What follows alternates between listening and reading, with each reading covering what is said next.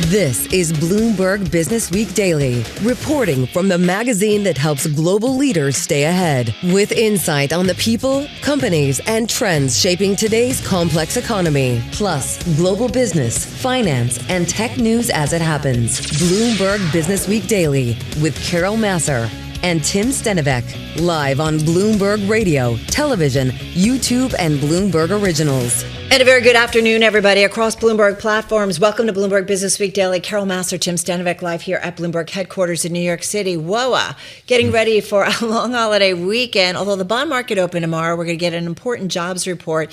But we're watching on this Thursday, April 2nd, you've got stocks off their lows of the day. You've got Treasury yields here in the U.S. moving back off a bit. Signs of extreme supply tightness, though, cropping up in the U.S. oil market after we did see and hear from President Trump indicating the war with Iran could drag on for several more weeks. That's at play. But you know what our most read story in the Bloomberg is, Tim? Is it about a shakeup in personnel at the White House? Bing, bing, bing. You're a winner. In the Trump administration. That would be President Trump firing Attorney General Pam Bondi. We're going to have more on that in just a minute. Carol, I do want to note the S&P 500 was down as much as 1.5% earlier in the session. It looked like, based on what the president said last night in his 9 o'clock address to the nation, wasn't really the message that people who are along this market wanted to see, with oil higher and stocks lower. But then we got this report out that Iran is actually working with Oman to monitor traffic through the Strait of Hormuz. And then we saw stocks move off their lows and even go into the green. We're not done. That's for sure. Yeah, and that is true. You look at WTI crude as we speak, up about 11.7%, 111, almost 112 a barrel. So, yeah, that's the reality of where we are. So we were thinking and planning this hour of Bloomberg Businessweek Daily about a lot of things. The macro, the cost of war, the cost of tariffs. Keep in mind, this is the one-year anniversary since the president's so-called Liberation Day, and where this is all headed. And so this hour, we're going to talk about it all with our Bloomberg Intelligence Chief U.S. Rate Strategist, Ira Jersey, and also Robert Tipp, PGIM Chief Investment Strategist, Head of Global Bonds. Perfect duo to get into all of this. Also, the latest from the White House, Jeff Mason is going to be joining us in just a few minutes with exactly what's happening at the Justice Department and the latest when it comes to Pam Bondi being ousted. A lot going on in the nation's capital. Hey, and also the intersection of technology with health and more in our world with the former chair of the FCC. She is also now the MIT Media Lab Executive Director. We're going to check in with Jessica Rosenworcel. She's going to join us also in the next 60 minutes. But we got to get a check on the trade. Yeah, it's going to be a packed hour. Charlie Pellet is going to set us up. He's in the Bloomberg Businessweek studio. Hey there, Charlie. Well, hello there, Tim and Carol. Yes, stocks lower across the board. Do want to recap and reset on the Pam Bondi story. Attorney General Pam Bondi leaving her post as head of the Justice Department, ending a tumultuous tenure as the nation's top law enforcement official. Now, sources tell Bloomberg President Trump has discussed EPA Administrator Lee Zeldin as a potential replacement for Bondi. President Trump also says Bondi will be moving to the private sector. We'll have more on the shakeup coming up right here on Bloomberg Businessweek Daily. Equities lower across the board. Tim mentioned at one point we did have the S&P trading down by 1.5%. Right now the S&P is down 0.2%, down 15 at 65.60. Dow Industrials down 182 on the Dow, a drop now of 0.4%. Nasdaq lower by 65 for Nasdaq, a decline of 0.3%. The VIX just below 26 with a 10-year, 4.30%, the 2-year, 3.79%. Gold now at $46.50 the ounce, down 2.3%. Carol mentioned WTI, $111.50 on West Texas Intermediate crude, surging by 11.3%. Barrel of Brent, 108.72, drop there of a gain there of 7.5%. Bitcoin is dropping down 2.2%, 66,680 right now on Bitcoin. So the Dow, the S&P, Nasdaq, they are all trading in the red. Again, oil trading above $111 a barrel. As for some of the oil majors, they are trading mixed. ExxonMobil down 0.2%, little change there. Chevron up 0.5%. ConocoPhillips up by 1.3%. Lots going on. We got you covered.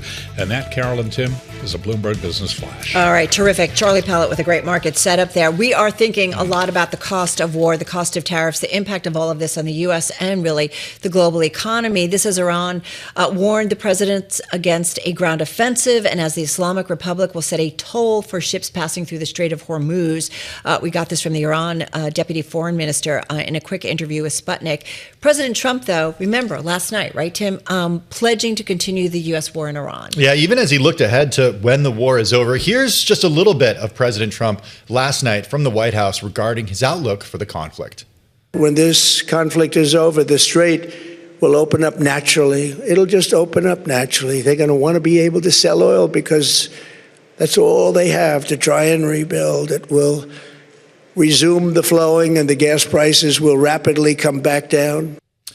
That's President Trump last night from the White House. Meantime, the war continues, now more than 1 month old. We've got a great group joining us for all things on the macro and interest rates. Let's get to it with Ira Jersey, Bloomberg Intelligence Chief U.S. Interest Rate Strategist, alongside Robert Tipp, PGIM Fixed Income Managing Director, Chief Investment Strategist, and Head of Global Bonds, both in studio. We're just going to lock the doors, keep you here for 60 minutes. There's so much to talk about. Where do we begin? I think it's safe to say that I think investors and markets thought we were going to get something different from President Trump. Ira, let me start with you. What are we seeing in terms of the rates markets? What are we seeing in terms of financial markets from investors about where we're maybe going from here, the reality of it? Yeah, so I think we should talk a little bit about today, because I think today is very interesting with West Texas Intermediate crude up and everyone saying, oh, look, the bond market's hardly moved. But then I dig into the details of this and I say, okay, the 2-year Treasury yield on the everyday 2-year bond is only down 1 basis point. But then you look at the TIPS market. And look what's going on in like 5-year TIPS and 2-year TIPS. Those yields are down dramatically. And typically those yields go down primarily when you worry about either growth or inflation being high. And guess what? We have both of those things today. So when you look at inflation expectation and what the market's pricing for inflation expectation, that's up 10 basis points today. Right, so you look at 2-year inflation swaps, like they're higher by, as I check my Bloomberg terminal now, by about 5 basis points today, but that's well off yesterday's low. So Ira, is that not being reflected in the Treasury market? Is it only being reflected in TIPS? What's going on? Yeah, so that's my point, right? Yeah. You have this disconnect, Why right? is that? So well, I think in large part because the way the market is pricing this is they're pricing it through TIPS and inflation expectations as opposed to the Federal Reserve hiking interest rates, right? Because if the market was pricing for the Fed to be really going to hike interest rates anytime soon, like the ECB we think is likely to do this coming month, would be to have higher yields, and that's not what's happening. Robert, come on in on this, because I think the thing we're thinking about is, with treasuries, I mean, the concern that at some point higher energy prices, if they stick around longer, that ultimately can impact growth. And I'm just curious where you are, because what I'm hearing from Ira is the potential for, are we talking about stagflation again? Right. We're definitely talking about it. But the fact of the matter is, I think we've learned a lot since COVID. We had a huge increase in interest rates. The economy was pretty resilient. In Silicon Valley Bank, the economy was pretty resilient. Fast forward last year, you have this massive increase in tariffs, tremendous uncertainty. The economy is pretty resilient.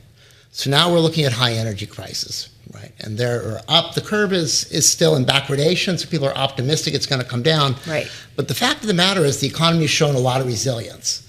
So I think the market is looking at the Fed and saying, they may not be able to cut rates. They're going to have to drag their feet on this. But it's not like other countries where, hikes are priced in. So Fed has a dual mandate.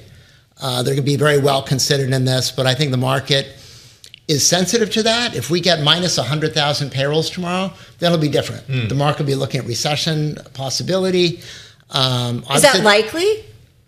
I don't think so. Okay. I don't think so, because that's my point, is the economy's been pretty resilient. Yeah. And I think, frankly, we've seen a lot of stability in long-term interest rates.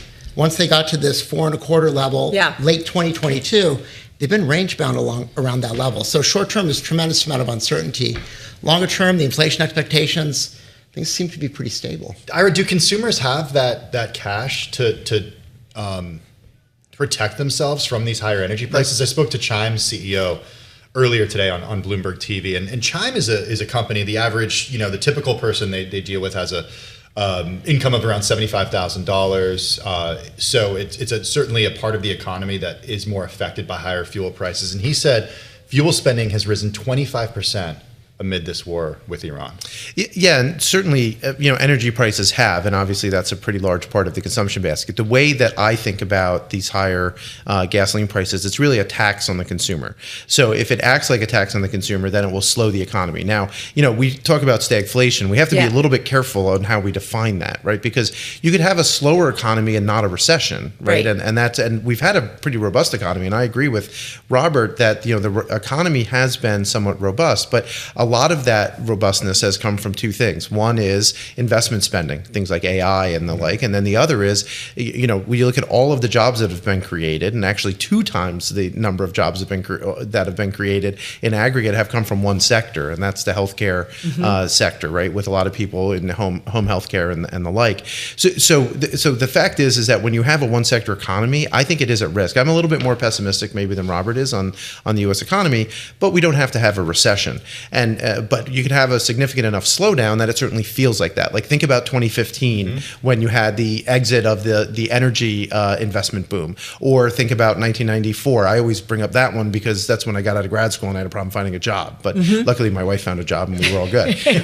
But nonetheless, if you do have a significant slowdown, it can feel similar to a recession, even if it never shows up in the actual numbers. Robert, what about you look at obviously the global bond market. But I do think about disconnects between what some other central banks might be doing, because this war is certainly impacting Europe, Asia differently than it is the United States. We've talked about that a lot. So if we have disconnects in global central bank policies, which does happen,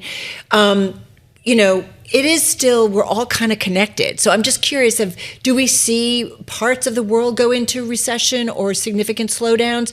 Does it ultimately feed back to the United States in some way? People buy stuff from the U.S. They do business with the U.S. So I'm just... Right. Well, I think, the United States ultimately is more of the world's customer.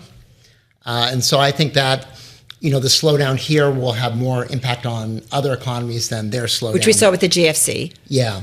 Now, in terms of Europe, they are looking at possibly some rate hikes there. Yeah. And they may have a bigger bite from the energy side or not. So far, their gas prices are up, but it's been measured. We're going to have to see what comes from the government on these things. There's very little appetite out there for recessions. Is there going to be a subsidization coming from the government in order to offset some of the costs there? But I think that, the U.S. is, for better or worse, in some respects more secure in terms of resources, in terms of geography. We will have more defense spending. Who knows, maybe we'll have some fiscal stimulus, before we get to the elections. And so I think we're seeing some firmness in the dollar. But you definitely sound much more optimistic. I'm curious, Ira, because you are a little bit more pessimistic. Do you have a question for Robert? As you listen. Well, not really. I mean, the one question I would say is, how do you invest some of this in the global fixed income market, right? Because, like Carol said, it's possible that the ECB is going to be increasing interest rates, whereas the Fed's probably on hold. Right. Is there a curve trade or something to do between the U.S. and Europe, say? Right. Well, I think that, when I look at the markets more broadly, look at cash, look at equities, look at bonds, and what investors have been doing. Investors, without changing their asset allocations, have ended up with a tremendous amount of equities. So they have a lot of exposure to downside risk in the economy. Equity valuations are fairly full. And I think that's a tougher call. Do you stay with that, an above average allocation to equities? When you look at cash, what we've seen is money fund balances in the United States have continued to go up. Cash balances for investors, for return-seeking institutions and individuals appear to be kind of high. Yeah. Bond allocations are low. So I think people are under-allocated to fixed income, and I think that's why we're seeing resilience in terms of long-term yields. Why do you think we see all that cash on the sidelines? Because cash has been a great performer. So if you think about it, since late 2022, the 10-year gets to 4.25. We're still at 4.25. You've been all over the map in the price of a 10-year. You could have ridden cash all the way up to 5.30, down through 4.30. Now you're at 3.60. So you're a little bit thinking about should you go out on the curb and so on. But the risk-adjusted returns of cash have been phenomenal. I was under the impression that cash is trash, Ira. Well, the Sharpe ratio of cash has been quite good, right? I think that's Robert's point. And the other thing that I would note with all of the cash, I talked to some of my colleagues in equities, and they say, "Oh, look, there's all this cash on the sideline that needs to be deployed." In this case, I do agree with Robert that the people are underinvested to fixed income, right? To buy bonds in general, but there's cash on the sidelines that's in all these money funds and the like. They're not going into equities, right? This is instead of holding bank deposits that yield zero. That's so interesting, right? Because I would imagine that some of it is people who are saying, well, to your point, that equities seem fully valued, so we'll have money in a money market fund or in some sort of bond fund, and then when we see an opportunity in equities, we'll go there. But that's not the pattern? What we're seeing is money is going into bond funds. A lot of money is going into bond funds. Money is going into stock funds. But the amount of money going into money markets is almost equal to the sum total of those two. So apparently there's a lot of investable assets. It's piling up in those forms. It continues to pile up. I feel like the last couple of years we keep saying, when is this going to come in? But it just continues to grow. Yeah, so for the most risk-averse investors, the cash has been very competitive with Treasury returns. But for more adventurous investors in fixed income, your high yield, your emerging market hard currency debt, and even your corporate bonds over the last few years have done very well. So I think that's why there is overall support for the market, despite the tremendous short-term uncertainty. Robert, when it comes to global bonds, though, where is the money going? And I'm curious, it's been interesting when you watch the dollar, which we saw it under pressure, then we saw it move up, certainly.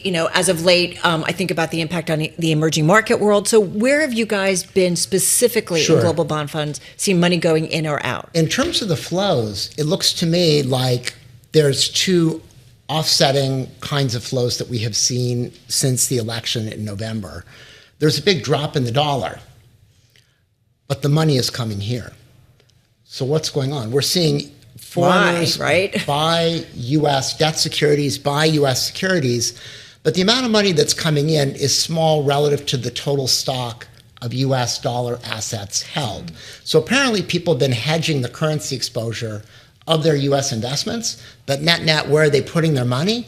It's still coming here. And I think here's a reason for that, right? When you look at where the flows are coming from foreigners into the U.S. in terms of treasury bonds, corporates, equities, and the like, it's foreign institutions have been selling treasury securities or at least running off their portfolios, but private institutions continue to pile in, right? And those are the economic sensitive investors and the price sensitive investors. So those are the ones who are more likely to hedge their currency exposure. Central banks don't, because that's not really their mandate. And also private investors, they buy 10-year treasuries, 30-year treasuries.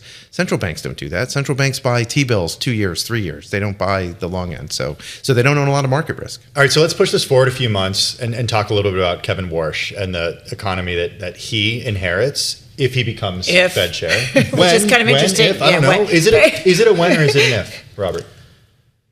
I think it's a when. When is it? Okay.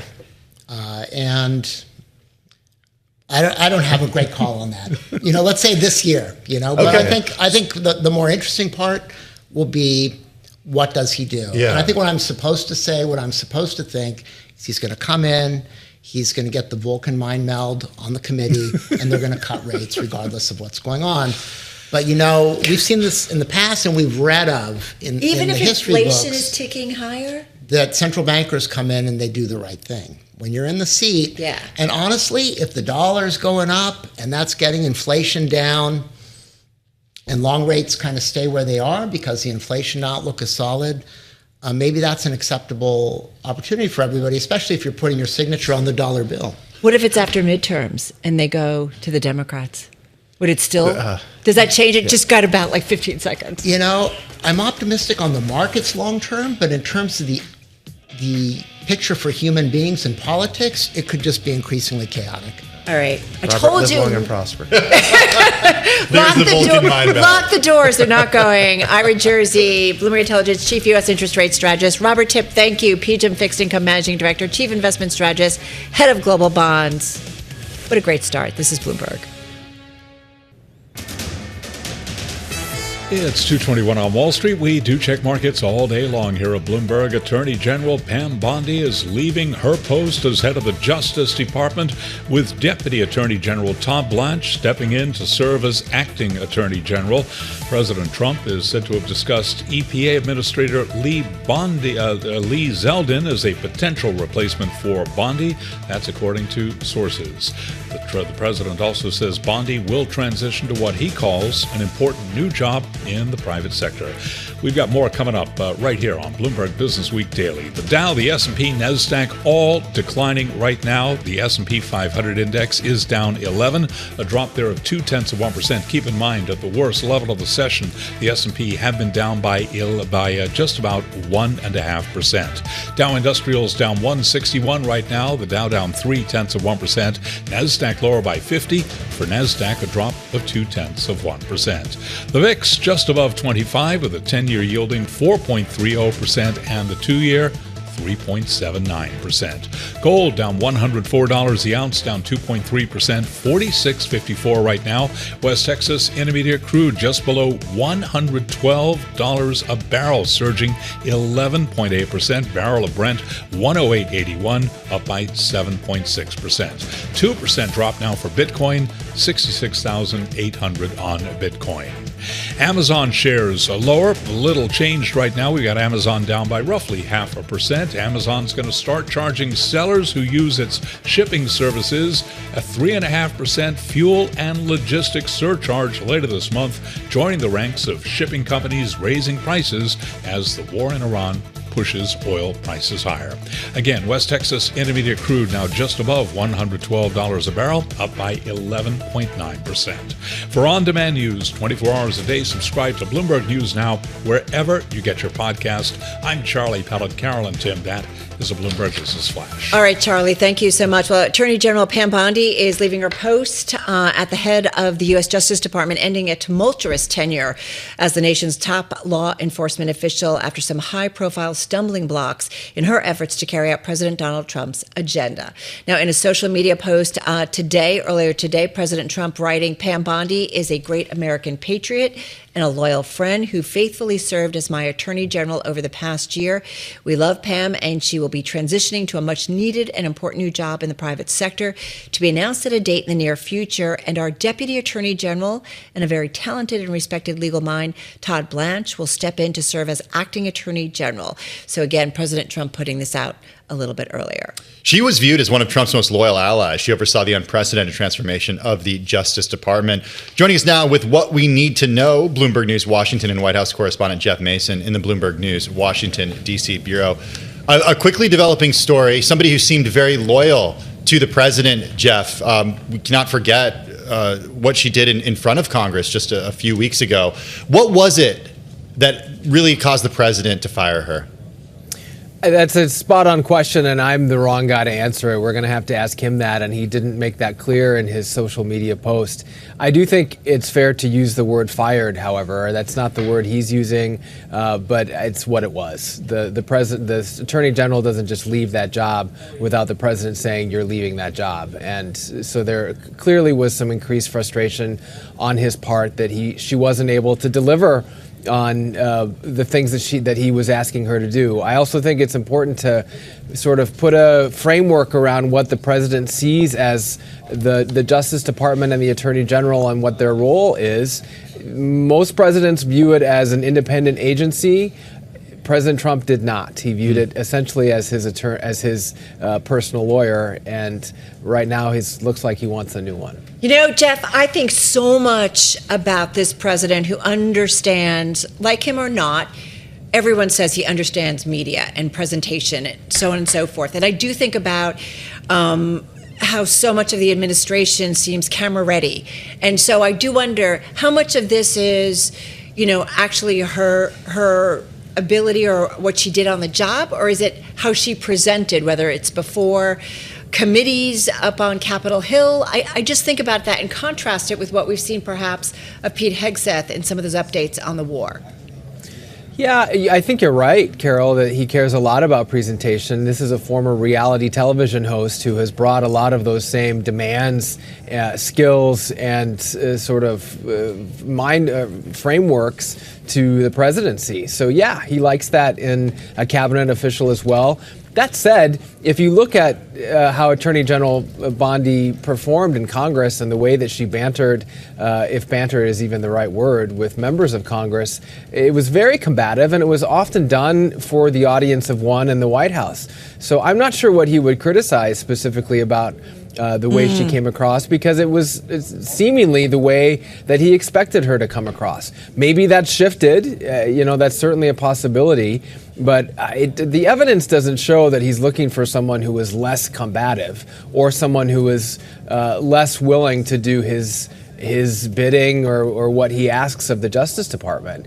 And those are things that she did. But she wasn't able to produce everything that he wanted. And you even saw at one point over the last year a sort of a direct message to her over social media when she wasn't, and that was really unusual. So we know that there was some frustration there.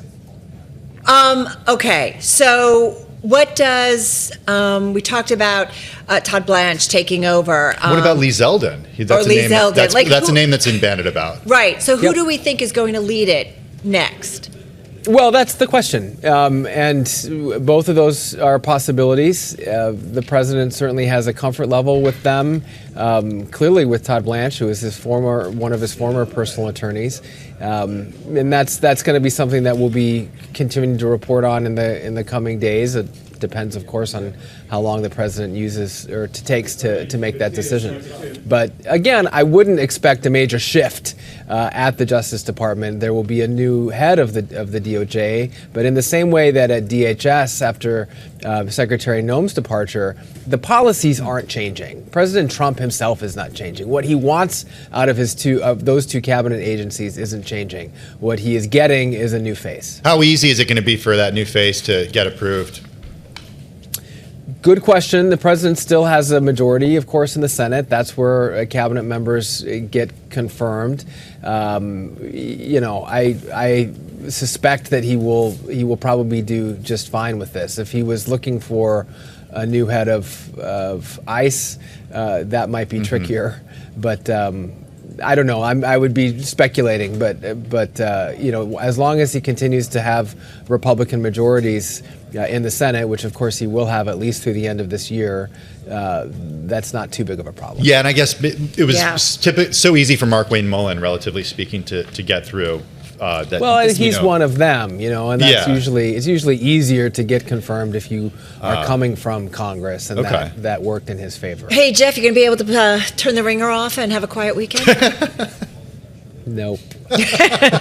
Well said. All right, Jeff Mason, thank you. Bloomberg News, Washington and White House correspondent joining us from our D.C. bureau. We're going to stay on this. With us is Matthew Seligman, Grayhawk Law founder, joining us from Big Sur. He has taught at Harvard Law School, academic appointments at Stanford and Cardozo, practices constitutional and appellate litigation, filed Supreme Court amicus briefs, and written extensively on structural questions of law and government authority. So we thought, perfect guest with all that's going on right now. Hey, Matthew, good to have you with us. As Carol mentioned earlier, the president did say that Pam Bondi will transition to a much needed and important new job in the private sector. Will she be able to do that easily, going into private practice if she chooses to stay in law? Yes, I don't think there's any question that she'll be able to find private employment. The question is what? Something that we've seen as members of the administration and other allies of President Trump, especially lawyers, as they leave their work for President Trump, whether that's voluntarily or not, their options are more limited than those coming out of prior administrations. An attorney general leaving any other administration, Republican or Democrat, would have their choice of any job. But I think it's fair to say that Attorney General, or now former Attorney General Bondi, will face substantially more limited options because the administration's lawyers are toxic to a wide range of law firms and private sector companies. Hey, Matthew, I'm thinking too big time about who is the next U.S. Attorney General and what might be top of mind. How might you be looking at that? Well, I think it's telling that Lee Zeldin's name is being floated right now when Todd Blanche is the acting attorney general. He's been in the Department of Justice since the beginning of this second term. He's served President Trump in a private capacity during the criminal prosecutions of President Trump. And yet the obvious choice, perhaps, is not being floated as the next choice. The reason why I think that's telling is because Todd Blanche, who is a very good lawyer, is also not a TV personality. And something that we've seen across President Trump's first and second term is that what he wants out of his cabinet officials is not only the execution of his policies and his priorities, but also a certain type of ability to present on TV and before Congress. And so he's looking for someone who will defend him on TV in a way that not everyone who's a good lawyer will. But as our Jeff Mason said about Pam Bondi, we all remember her, going through her books and combative before committee members up on Capitol Hill. But having said that, that would have probably been what many would have said, or what Jeff was kind of saying, that a performance that President Trump would have agreed upon or would have maybe admired, that combative kind of back and forth. Do you think that's what the president's going to continue to look for, someone who's going to fight back? I think there's no question of that. I think he views himself as a fighter, and he wants fighters on his behalf. I think the reasons why he became frustrated with former Attorney General Bondi don't have to do with that performance in Congress. I think they go back earlier.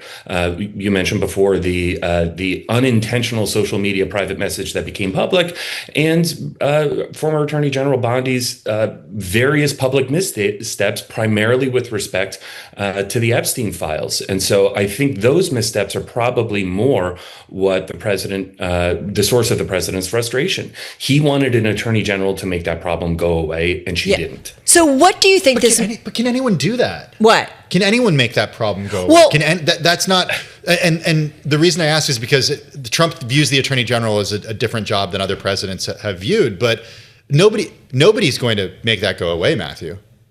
That's exactly right. I think he was asking the impossible, especially once Congress passed a law mandating the release of those files, and that was a bipartisan law. Right. So I think he was asking the impossible of an attorney general who wasn't able to deliver. And so one question we'll have to look at is, as things go forward, when he asks the impossible of his next attorney general, whether he will fire the next attorney general as well. So you don't think that all of a sudden we're going to see the Epstein files, more of them released? Probably not. I think the reason why they haven't been released so far has to do with the administration's interests. As you said, I think it's impossible to make that political problem go away, especially when it's dividing his own base. One thing curious about, too, is, so we've got this news on Pam Bondi out as Attorney General, U.S. Attorney General. We had President Trump attending the discussion over the birthright citizenship issue before Supreme Court justices yesterday. Not the first time we've seen a president kind of watching what the Supreme Court does, but first time that we've seen it in the modern era. How are you looking at all of that? You are someone who thinks about constitutional law in a big way. Well, I think what we're seeing here is the natural timeline of the legal system responding to the Trump administration's aggressive actions. Whether you like him or dislike him, there's no question that he's exerted more executive authority than any prior administration. But President Trump being there, how do you see that before Supreme Court justices listening? Well, as you also mentioned, he's a reality TV host, and that is a moment made for television. It's possible that he thought he might be able to intimidate the justices, but I can tell you that would never work, and it might even backfire. And so I think the fact that he decided to go was a political statement about his investment in the issue, and it's theatrical in a way that I think appeals to the president. How do you view the Supreme Court, just based on what we heard yesterday? How do you view the Supreme Court ruling on that? Well, I think it's quite likely that the Supreme Court is going to hold against the administration, and that the executive order that purported to say that the children born in the United States to undocumented immigrant parents are not citizens. That's what the administration said, and there's been precedent on the books since the 19th century that says that that's not what the 14th Amendment means. That everyone born in the United States, with the exception of very small categories like the children of ambassadors, aside from that, you're an American citizen, and the president can't undo that by executive authority. I expect the Supreme Court will say exactly that. Hey, Matthew, before we let you go, you're joining us from beautiful Big Sur, California, on the Central Coast right now. Have you seen the $10 gas? This is sort of like a big story. Nationally, that premium gas there at that one gas station has hit $10. It's remarkable, and I think that's another dimension that we're going to see increasingly. I mentioned that the legal bills are coming due, where the administration took executive action, very aggressive executive action last year, and now the legal system is slowly starting to respond. And I think that's happening economically as well. The president's tariff powers, for example, he asserted these unlawful tariffs, and over time, there's an economic toll that builds up. And we're seeing that as well with his actions in the Middle East, that this war isn't going away as quickly as he thought it would, as he's promised it would. And we're starting to see the economic consequences of that. And after that, we'll see the political consequences. Yeah, we had planned to really talk to you about 1 year anniversary of Liberation Day and more on tariffs. Maybe we'll have you come back at a moment, because we do see, of course, the continuation of the White House to think about that, certainly as a tool. Matthew, thank you so much. Matthew Seligman, Grayhawk Law founder. When we come back, we're going to get to a former chair of the FCC. She's now over at the MIT Media Lab. Jessica Rosenworcel will be with us. We're going to talk about the intersection of technology and so much in our world. So that's in just a moment. But first up, back to the markets. We got to go. Yeah, Charlie Pellet is standing by in the Bloomberg Businessweek studio with an update. Hey, Charlie. Well, hello there. Let's begin with the big story today. That is what's going on with energy, specifically crude, specifically WTI. West Texas Intermediate crude with a $111 handle, $111.64 right now. That is an advance of 11.5%. Brent crude, the global benchmark, 108.82. Barrel of Brent up by 7.6%. Equities lower across the board on this Thursday ahead of a long holiday weekend for a lot of people. Of course, a jobs report tomorrow morning. S&P right now down 14 at 65.61. That is a drop there of 0.2%. Dow Industrials down 181, decline there of 0.4%. Nasdaq down 56, drop there of 0.3. The VIX just above 25 with a 10-year 4.30%. Gold is down 2.1%, 46.58 the ounce. And again, crude bears repeating, 111.69 on WTI, up by 11.6%. I'm Charlie Pellet. That is a Bloomberg Business Flash. All right, Charlie, thank you so much. Carol Massar, along with Tim Stenovec, live here at Bloomberg headquarters in New York City. We often talk about the intersection of the business world, market world, money, with so many different sectors of our world. And we often talk about how increasingly it has to do with health in particular. And I was just thinking about earlier, we were talking about equities and what has been kind of where you see job growth, you often see equity outperformance. A lot of it has to do with health. With us, Jessica Rosenworcel, Executive Director of the MIT Media Lab, also former chair of the FCC, the Federal Communications Commission, the first woman to lead the FCC as permanent chair by President Biden. Previously, she served as commissioner. That was back in 2012 after being nominated to 2 separate terms by President Obama and President Trump. She joins us from Boston. We're going to talk about health, and we're going to talk about everything you've been working on recently, but I'm really curious, and we're both really curious about the shift of going from the FCC to the Media Lab and the new perspectives that you've gained by being there, given the experience that you had working in the government. Well, thank you for having me. I like the intersection of technology and policy, and it was a treat when I was in Washington to try to come up with new ways to use technology to close the digital divide. And now it's been really just awesome being here at the MIT Media Lab, which is a place that's been around for more than 4 decades and is really committed to thinking about what our digital future looks like and how to make sure that there's a role for humanity when we develop it. So let's talk about this in the context of healthcare, because when you were at the FCC, you were known for working to preserve net neutrality. You were very interested, if I recall, in making sure that everybody had access to broadband throughout the country, this idea of the homework gap as well. Do you see the technological gap and the challenges that many Americans face? Do you see that similar when it comes to healthcare, or is it even more stark when it comes to access to healthcare? Well, I think there's a lot about technology now that leaves people wary. They can feel like they lose their agency and that big systems are making decisions and they don't have a voice. But at the same time, I look at a lot of those new technologies that are being developed, like wireless sensors and AI diagnostics, and I see lots of opportunity for us to improve healthcare. And there's a lot of work we can do to improve healthcare, so I think we've got to seize it. Jessica, let's go deeper into specifically for women. This is what we call our Business Week Women's Health segment. And we talk about often the gaps when it comes to men versus women in either diagnosis and treatment and R&D dollars. It's slowly getting better, but there are still gaps. So I'm just curious, this intersection of technology, how that might help reduce that gap and really expand access to care for women specifically and women's issues. Yeah, you're so right. I mean, there's long-standing gaps when it comes to women's health care. For so many years, they weren't included in critical studies. And then we've had just a fraction of the research dollars go towards women's healthcare issues compared to men's healthcare issues in this country. And it's made a real difference. We are not diagnosing women's healthcare problems the same way that we are for men.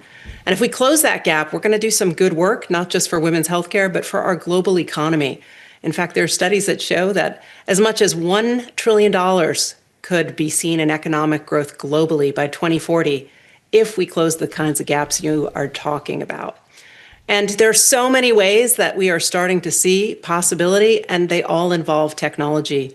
I think in particular, we're going to see so much more use of wireless sensors, because when we use wireless sensors with healthcare, we get so much more information, good quality data, continuous monitoring that can be used to improve diagnosis and healthcare. And that is one of those areas that I think is just poised to grow tremendously in the future. I'm glad you brought that up, because I think a lot of people who work in that space, who are trying to create these devices and work in medical devices, they have thoughts about the regulatory process, that it takes too long to get FDA clearance or FDA approval, whatever they're going for. You operate in this unique position because you were one of those folks who was considered, a regulator at one point in your career. Is there room in the regulatory process there to make this easier so more people do ultimately get access to this technology? Yeah, I had a different kind of regulatory role in that I oversaw communications networks, but I used to say that it was a three-legged stool. We had to make sure that we got the regulations right to get wireless airwaves available to those who could use them for these kind of technologies, and broadband, again, for these kind of technologies. We also had to make sure that practitioners knew how to use them. And then the third leg would be making sure that insurance was set to reimburse these kind of technologies, because that's what also makes it really practical. So we've got to have all three things: regulation, familiarity among our practitioners, and insurance reimbursement working together. And if we do that, I think we can solve some of the healthcare gaps we know that we have today. And I think these things are possible. We've just got to work at them. Yeah, we also have to have money flowing into it, right? Investors. I hate to be so basic, but that old thing, Carol. Easy. Here at Bloomberg, we kid, we laugh, but there's follow the money with anything, right? That just tells the story. So, what kind of money and interest do you see among investors? You guys are in this great place, totally where there's this great intersection of all of it. No, you're absolutely right. That's part of the equation. We were doing some work at the Media Lab. We have all of these different efforts underway. We've got folks working on ultrasound technology that would go in a bra to make it possible for early cancer warning without having to go to the doctor's office and get a mammography. That could be tremendous at scale. We've got work going on with affected computing and physiological signals, then trying to understand how that enforces our healthcare and things like sleep. We've also got work going on with bionic prosthetics that connect to our nervous systems. Now, the neat thing about the Media Lab is we are pre-commercial. So we're not yet thinking about how you monetize all these things. What happens is the work we develop gets taken up by healthcare practitioners and research doctors who then put them into clinical trials. So we're the early stage for ideas here, but I think that's what makes me so optimistic and excited about what I get to see here every day. We just actually did. I was just looking up, was it Bloomer Technology? Was it Bloomer Tech that we had on? Yeah. Bloomer. Yeah, Alicia Chong Rodriguez, the founder and CEO of Bloomer Tech. Yeah, it was a smart bra basically for heart health and for women. And it was really kind of fascinating. They were in the testing phase. Yeah, there's so much that is going on right now with technology and healthcare. I just think there's so many more opportunities for customization when you think about the data that we get from wireless technologies. There's also opportunities for customization that come from AI-based diagnostics. And down the road, I think we're going to be doing more work with digital twins, where we might develop models of unique organs and test them before we have real-world intervention. All of these things are becoming possible. We're going to have to work to get them out into the real world with more clinical trials. And like you say, it will also take some money and funding. So I just want to ask about the timeline for this stuff, because when we talk about this stuff, I think a lot of people think it's pie in the sky ideas. But I mean, do you think we'll see this stuff in the next 5 years? Absolutely. You know, it was like 10 years ago, I was visiting villages in rural Alaska, and they were demonstrating to me how they were using these refurbished echocardiogram machines to try to send images of heart disease off to doctors in specialty hospitals in Anchorage and Seattle, because they didn't have those kind of practitioners in their backyard in a small village near the Arctic Circle. And what I was seeing in a rural location was something that has now moved into mainstream medicine, which is this idea that we can connect and get expertise no matter where we are, and take measurement of where we are with our health in places that we've never been able to do that before.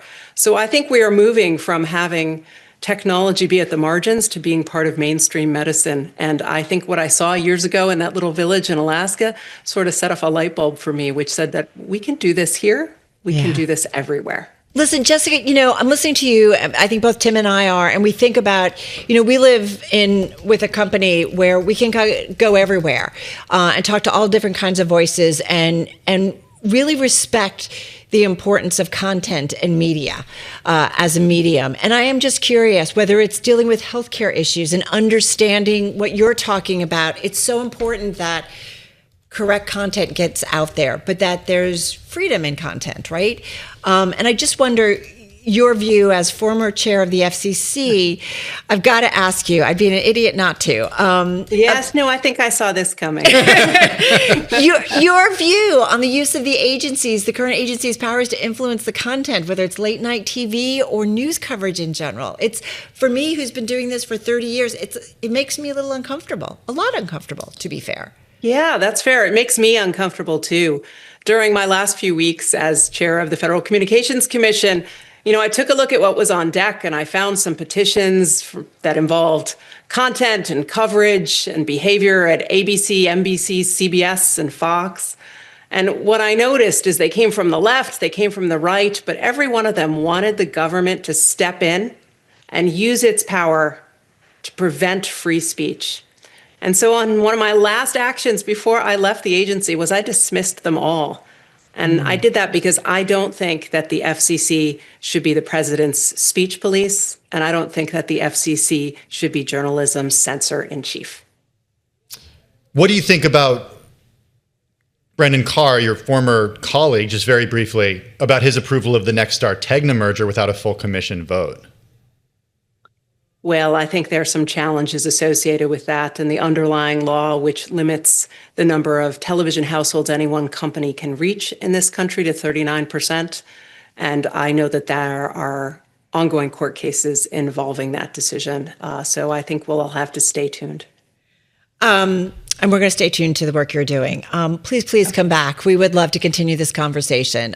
We've talked with a lot of folks over there, and it's just great to hear what you guys are doing. Jessica, thank you so much. Jessica Rosenworcel, she is Executive Director of the MIT Media Lab, former chair of the FCC, as we stated. If you missed any of that conversation, be sure to check out our podcast feed. Hey, just taking a look at markets right now, we are seeing stocks still in the red, but very much so off their worst levels of the day. The S&P 500 down 0.1%. When we come back, stocks on the move. That's next on Bloomberg Businessweek Daily.